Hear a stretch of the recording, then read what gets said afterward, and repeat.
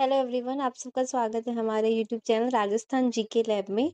आज के वीडियो में हम बात करेंगे हमारा अंतर्राष्ट्रीय मार्च का करण और राष्ट्रीय मार्च का करण, यानी कि इंटरनेशनल और नेशनल दोनों को कवर करेंगे। इसमें सिर्फ हम प्रमुख सम्मेलन और पुरस्कार को शामिल नहीं कर रहे, उसके लिए अलग से वीडियो आएगा। और स्पोर्ट्स करंट और साथ में साइंस एंड टेक, स्पोर्ट्स और साइंस एंड टेक की हमने वीडियो डाल दी है, तो अगर आपको वो देखनी है तो आपको डिस्क्रिप्शन में लिंक मिल जाएगा, आप देख सकते हैं। तो स्टार्ट करते हैं अंतर्राष्ट्रीयकरण। तो फर्स्ट है आपका ऑपरेशन ट्रू प्रॉमिस। देखिए, ऑपरेशन ट्रू प्रॉमिस किसके द्वारा चलाया गया? ईरान के द्वारा, जो अमेरिका और इजराइल ने इस पे हमले किए थे उनके विरुद्ध चलाया गया ऑपरेशन। कौन सा ऑपरेशन चलाया गया? Operation true promise. ये सीधा क्वेश्चन आ सकता है कि ईरान ने कौन सा चलाया ऑपरेशन ट्रू प्रॉमिस। फिर आपका वर्ल्ड हैप्पीनेस रिपोर्ट, इम्पॉर्टेंट है रिपोर्ट्स तो आपके कुछ एग्जाम में आती ही है। वर्ल्ड हैप्पीनेस रिपोर्ट आपका 18 मार्च को आई। इसकी जारी करता था well being research centre. Fourth edition था, कौन सा? 14th एडिशन था इसका। 18 मार्च को आई थी और एडिशन इसका कौन सा था? 14th एडिशन था। इसकी थीम क्या थी? देखिए, हैप्पीनेस की थीम है आपकी खुशहाली और सोशल मीडिया। ये थीम बहुत इंपॉर्टेंट है। इसको कैसे याद रखेंगे कि आजकल जो लोग खुश हैं वो सिर्फ सोशल मीडिया पे ही खुश है, फेक खुश है। तो खुशहाली और सोशल मीडिया इसकी थीम थी। अब देखिए, इसमें टोटल कितने कंट्रीज हैं? तो आपके 147 कंट्रीज इसमें शामिल होते हैं। जिसमें अगर हम बात करें कि आपका जो फर्स्ट है, तो फर्स्ट आपका काफ़ी टाइम से फिनलैंड ही आता है। तो देखिए, जो हैप्पी है वो क्यों हैप्पी है? क्योंकि वो फन करता है, तो फिनलैंड फर्स्ट है। और लास्ट कौन है आपका? अफगानिस्तान, क्योंकि अफगानिस्तान में आपको पता ही है कि वहाँ की कंडीशंस फेवरेबल नहीं है कि वहाँ के लोग खुश हो सकें। तो वहाँ इसकी पोजीशन क्या है? आपकी लास्ट है। इसमें आपकी इंडिया की जो रैंक है वो कौन सी है? 116 है, जिसमें 2 रैंक हमने इम्प्रूव किए हैं। पहले हम 118 पे थे, +2 हुआ है हमारा। क्या हुआ है? +2 रैंक हुई है। ये रिपोर्ट 18 मार्च को आई थी। 18 मार्च को 14th संस्करण था। रैंक हमारी 116 है। इम्प्रूव हमने +2 का किया है। ठीक है, इतना याद रह जाएगा। टोटल कंट्री इसमें 147 है। थीम इसकी सोशल मीडिया और हैप्पीनेस है। अब देखिए, इसमें हमारे जो नेबरिंग कंट्री है उनके बारे में पूछते हैं। अगर हमसे सिर्फ पीछे कौन है? तो श्रीलंका और बांग्लादेश, ये 2 ही हमारे कंट्री है जो हमसे रैंक में पीछे हैं। बाकी चाइना, नेपाल, इवन पाकिस्तान की भी रैंक हमसे ऊपर है। ये देख सोचने वाली बात है कि पाकिस्तान में हैप्पीनेस अपन से ज़्यादा है, वो काफ़ी ज़्यादा खुश रहते हैं। तो पाकिस्तान की खुशी से आगे बढ़ते हैं। अगला है आपका ग्लोबल टेररिज्म इंडेक्स। अब ये टेररिज्म की आई, हैप्पीनेस के बाद में टेररिज्म। यहाँ पे फर्स्ट कौन है?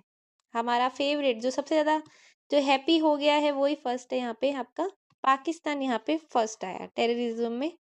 फर्स्ट, पहली बार पाकिस्तान टॉप किया है टेररिज्म में। सेकंड है आपका बुर्किना फासो, और भारत की इसमें रैंक है 13। भारत की 13 है टेररिज्म में, पाकिस्तान की फर्स्ट है। हैप्पीनेस में हम 116 है, पाकिस्तान 104 है। फिर है आपका world air quality report. Happiness देख ली, टेररिज्म देख लिया, अब हवा देखेंगे। तो एयर क्वालिटी रिपोर्ट किसके द्वारा जारी होती है? आपका IQ एयर द्वारा जारी होती है।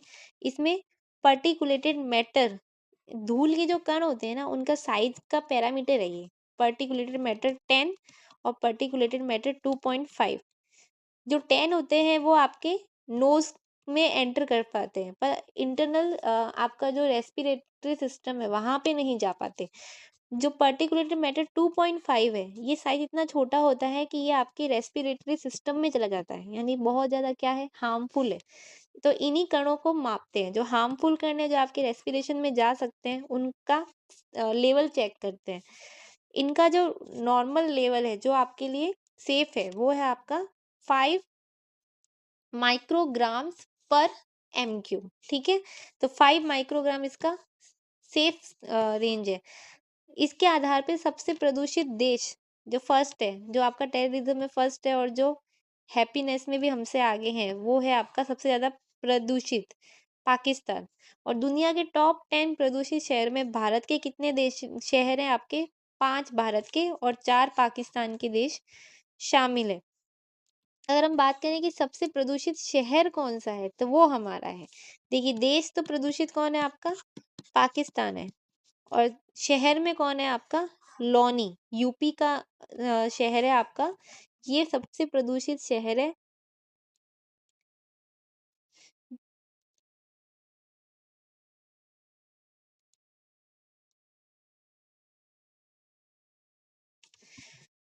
भारत की इसमें कौन-सी रैंक है? 6th।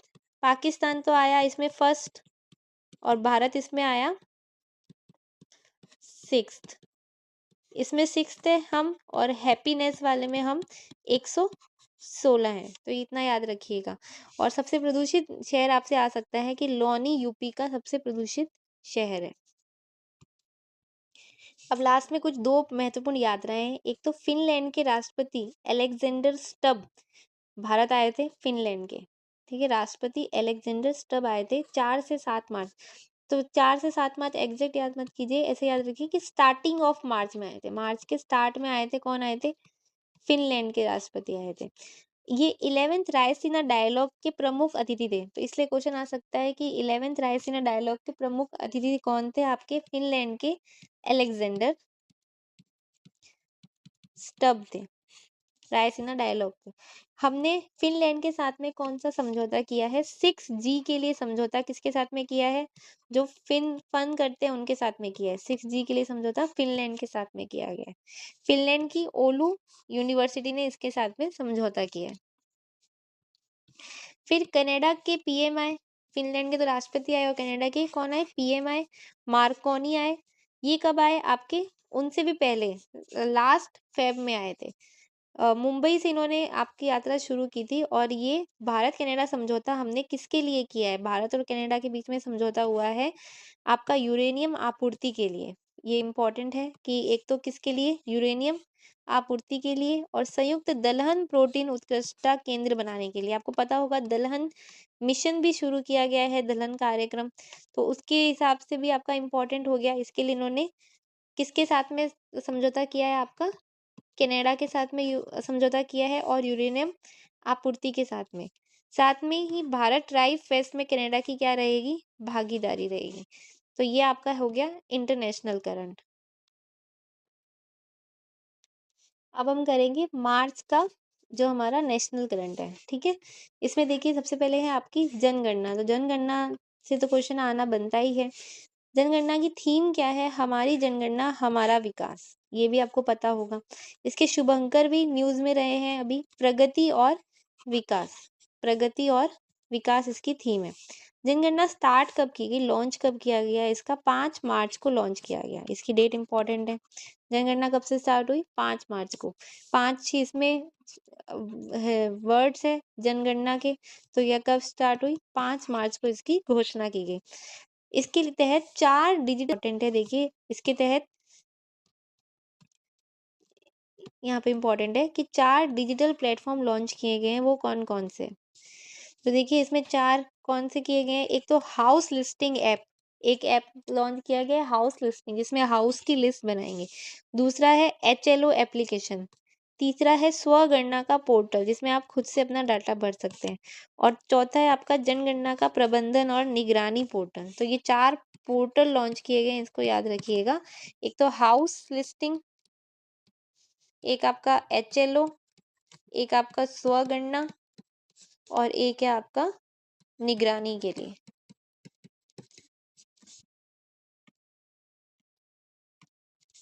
अब कितने चरणों में होगी आपका चला? पहले चरण में क्या होगा? गृह का सूचीकरण और आवास की जनगणना, यानी एक तरह से घरों की लिस्टिंग करेंगे।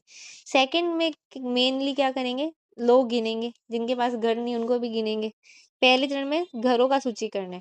जो पहला चरण है वो कब से कब तक चल रहा है आपका? 1 अप्रैल से। देखो इसकी घोषणा कब की गई? 5 मार्च को। स्टार्ट कब किया गया? 1 अप्रैल से।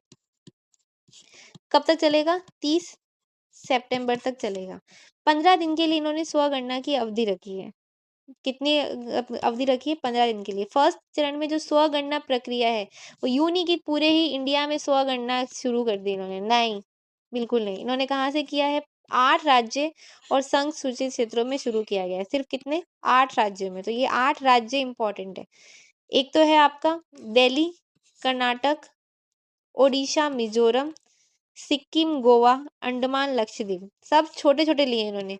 गोवा ले लिया, अंडमान लक्षद्वीप ले लिया, सिक्किम ले लिया, ओडिशा, मिजोरम और कर्नाटक ले लिया। तो पहले 8 इन राज्यों में है ना, अप्रैल में कहाँ पे शुरू की गई? सबसे पहले यहीं पे शुरू की गई। 1 अप्रैल को स्टार्ट हुई थी, तो पहला चरण में सबसे पहले इन 8 राज्यों को ही लिया था और बाद में बड़े राज्य लिए थे। तो राजस्थान में कब शुरू की गई? राजस्थान में अप्रैल में नहीं, 1 मई को। स्वगणना कब शुरू की गई? 1 मई से लेके आपके 15 मई तक। वैसे कब शुरू की गई? 1 अप्रैल को सिर्फ 8 राज्यों में। 1 अप्रैल को 8 राज्य, जिसमें राजस्थान नहीं है। राजस्थान में 1 मई को आया। और मकानों का सूचीकरण कब से किया जाएगा? 16 मई से मकानों का सूचीकरण होगा। तो पहला चरण तो यही चलेगा इनका, मकानों के सूचीकरण वाला। नेक्स्ट है आपका ये खदान बंद व पुनरुपयोग विषय पर देश की पहली कार्यशाला का आयोजन किया गया। तो इसका आयोजन तो वैसे फेब में किया गया था, थोड़ा सा ओल्ड है, एंड फेब में। इसका कहाँ पे किया गया? नेवली, तमिलनाडु में। खदान बंद करने के कहाँ पे किया गया कार्यशाला? नेवली, तमिलनाडु में। इसकी थीम क्या थी? निष्कर्ष से आगे बढ़ना, खदान बंद करना। खदान बंद करने के लिए था, ताकि ओवर जो माइनिंग की वजह से नेचर डिस्ट्रॉय हो रहा है उसके लिए। इसका आयोजक कोयला मंत्रालय और एनएलसी इंडिया थे। फिर आपका मोबाइल वर्ल्ड कांग्रेस, ये इंपॉर्टेंट है आपका। मोबाइल वर्ल्ड कांग्रेस इंपॉर्टेंट है। इसका आयोजन स्टार्टिंग ऑफ मार्च में हुआ था। कहाँ पे हुआ था मोबाइल वर्ल्ड कांग्रेस का? बर्सिलोना में। मोबाइल लोना, मोबाइल हम बोलते हैं ना हर शॉप वाले, ये वाला मोबाइल लो, ये वाला मोबाइल लो। तो मोबाइल वर्ल्ड कांग्रेस का बर्सिलोना स्पेन में आयोजन हुआ था, जिसमें भारत का प्रतिनिधित्व तो किसने किया था? ज्योतिरादित्य सिंधिया ने। तो कौन सा मोबाइल लेंगे ये हमको कौन बताता है? ज्योतिष बताता है। तो ज्योतिरादित्य ने। मोबाइल लो ना, कौन सा लो? तो ज्योतिष से पूछ के लो, ठीक है। फिर है आईटीबी बर्लिन। आईटीबी बर्लिन भी इम्पोर्टेंट है। आईटीबी बर्लिन का आयोजन भी कब किया गया? स्टार्टिंग ऑफ मार्च में बर्लिन में आयोजन किया गया। विश्व का सबसे बड़ा पर्यटन बाजार है ये। क्या है? आईटीबी बर्लिन पर्यटन बाजार है सबसे बड़ा। इसका उद्घाटन भारत के पर्यटन मंत्री कौन गए थे? गजेंद्र शेखावत। पर्यटन में पर्यटन मंत्री जाएंगे और अजीत गुप्ते, गजेंद्र और अजीत गुप्ते। तो आईटीबी बर्लिन, ये इंपॉर्टेंट क्वेश्चन बनता है, इससे आ सकता है। इस है क्या? ये पर्यटन बाजार है, बर्लिन में हुआ था, स्टार्टिंग ऑफ मार्च में हुआ था। गए कौन इसमें?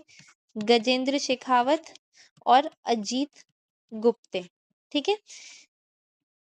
राजस्थान पर्यटन विभाग के भी प्रतिनिधि गए थे। वो कौन गई थी? रुक्मणी रियार। ये वेरी इंपॉर्टेंट क्वेश्चन है, इससे आपको डेफिनेटली देखने को मिलेगा। एक तो कौन गए थे? गजेंद्र, अजीत, और कौन गया राजस्थान से? रुक्मणी रियार। बर्लिन में गई थी, बर्लिन पर्यटन में कौन गई आपकी? रुक्मणी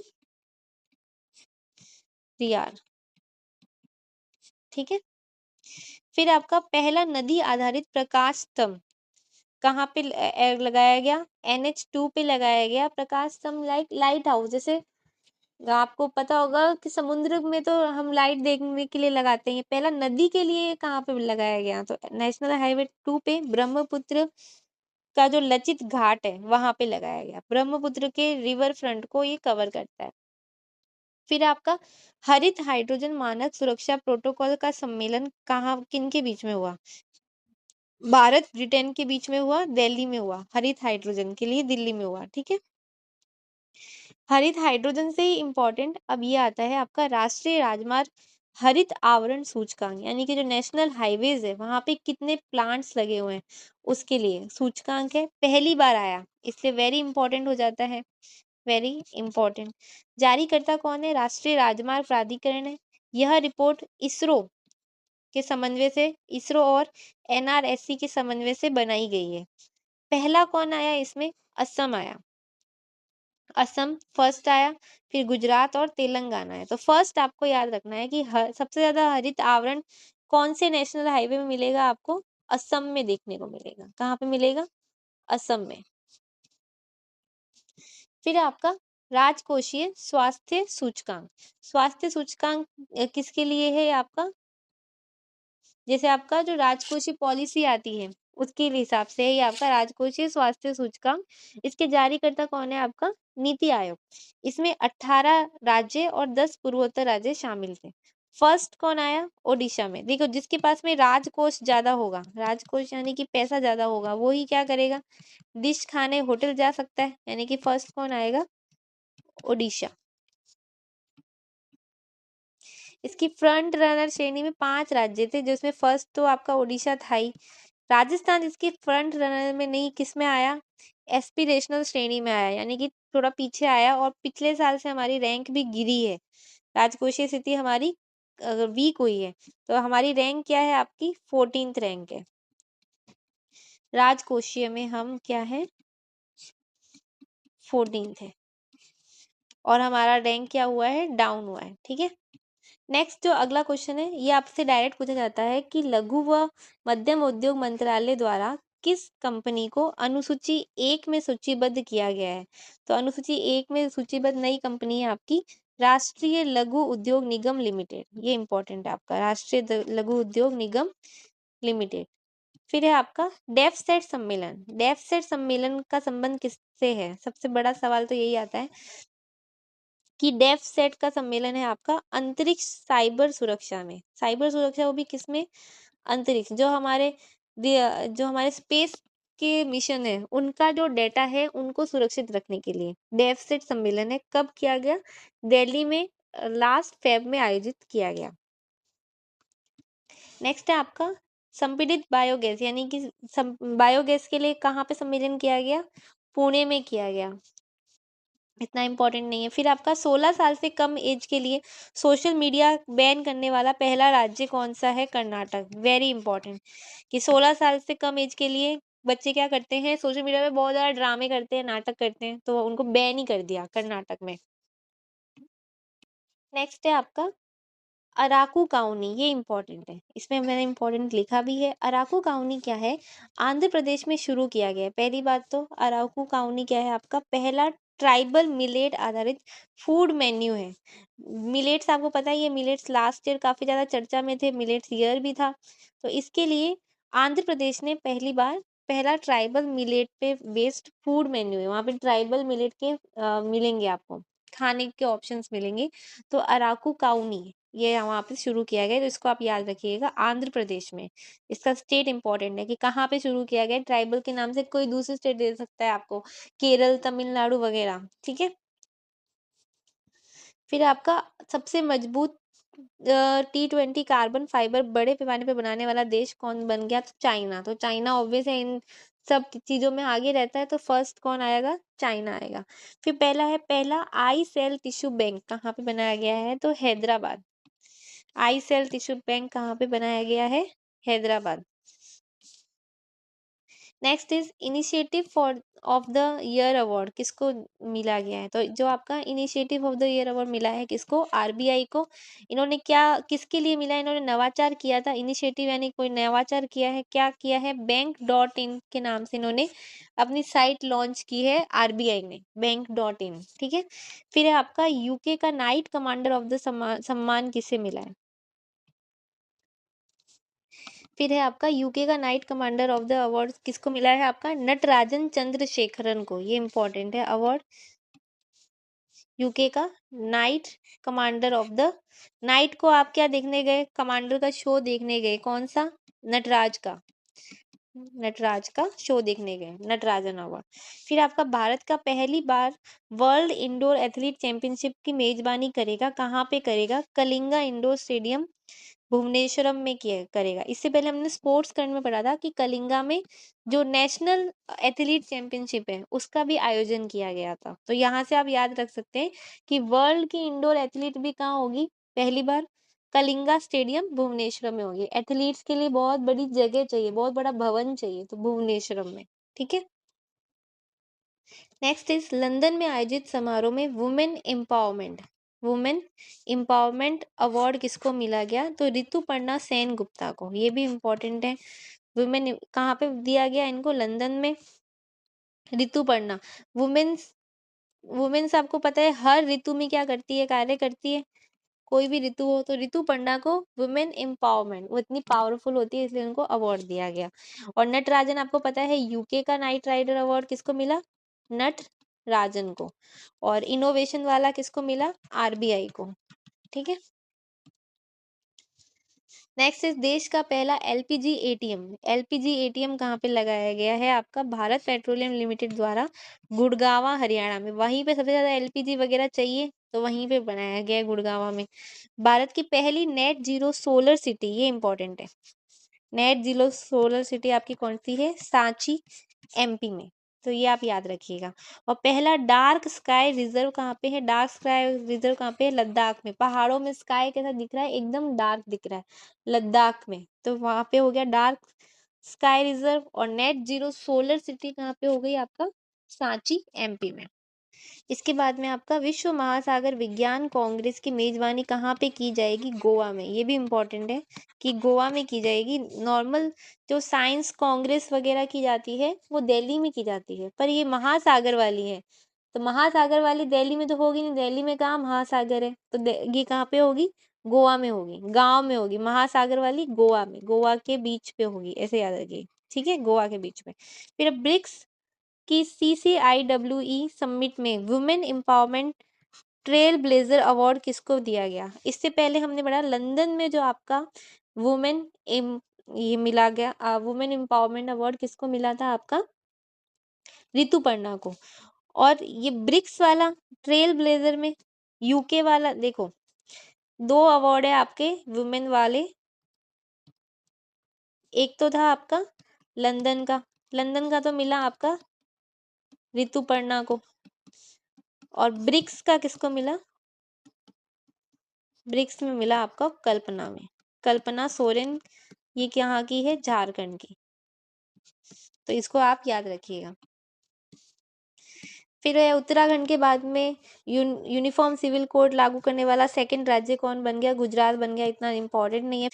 फिर आपका देश का पहला पोर्ट ऑफ रिफ्यूजी क्या है, तो ये इंपॉर्टेंट है आपका देश का पहला पोर्ट ऑफ रिफ्यूजी। समुद्र में आपात परिस्थिति में फंसे जो जहाज है, जो हमारे वॉर में जहाज फंस गए, उनको सुरक्षित लाके एक स्थान पे रखा जा रहा है, तो वो कहाँ पे किया गया है, इसके लिए 2 बंदरगाह का चुनाव किया गया है। ये इंपॉर्टेंट है, इससे आपको क्वेश्चन मिलेगा। एक तो है आपका दिग्गी दिग्गी बंदरगाह, और एक है आपका गोपालपुर।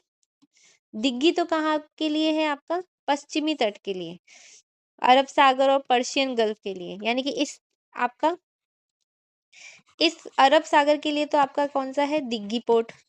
और बंगाल की खाड़ी वाले के लिए है आपका गोपालपुर। इसको मैप से ही याद रखिए तो आपको इजी याद रहेगा। यहाँ पे दिग्गी और गोपालपुर पोर्ट पहला पोर्ट ऑफ रिफ्यूजी है। नेक्स्ट इज यूपी का पहला राष्ट्रीय भू विरासत स्थल कौन सा है, जियो हेरिटेज साइट, कालिंजर किला। कालिंजर किला कहाँ पे है, यूपी में है।